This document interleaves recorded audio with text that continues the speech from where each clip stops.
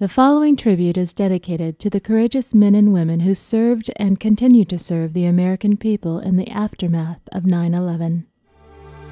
On Tuesday morning, September 11th, 2001, the face of America was permanently altered. On that day, unspeakable evil violently attacked the home of hope and freedom. This was a time of great sadness, and its images carried on television were truly heartbreaking. But there was another picture emerging through the rubble and tears of that day, a portrait that is so uniquely American. This was an image that stood taller than any building and soared higher than any plane. As the United States was being introduced to global terrorism, it was introducing the globe to American courage and self-sacrifice. These two extraordinary qualities distinguish our nation from all others. Imagine what it must have looked like to see hundreds of firefighters rushing into the two towers as thousands of people were fleeing these doomed buildings. But that is exactly what they did, and that is exactly what they continue to do to this very day. Theirs is a life dedicated to risk. These great protectors of that which we cherish willingly face danger every day. They do so because they genuinely care about people they do not even know. Imagine living in a nation of such servants. That nation is called America. But they are not alone in the offering of their courage and service. Our cities and its streets are also made safer by men and women who pursue danger and fight evil. Law enforcement divisions across this land are dedicated to preserving domestic tranquility. Theirs is often a thankless job, but imagine a world without them.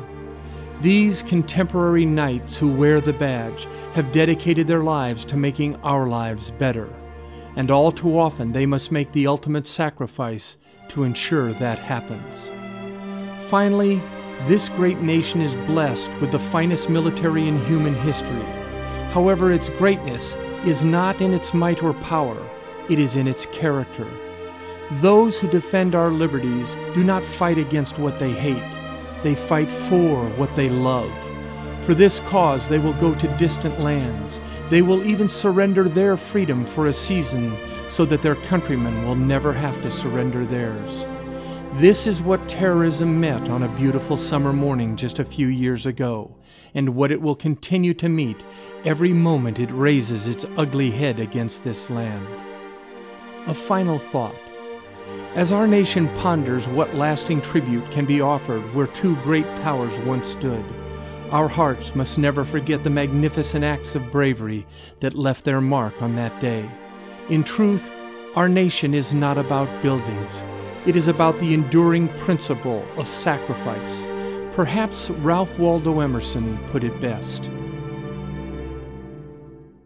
Not gold, but only man can make a people great and strong, men who for truth and honor's sake stand fast and suffer long, brave men who work while others sleep, who dare while others fly.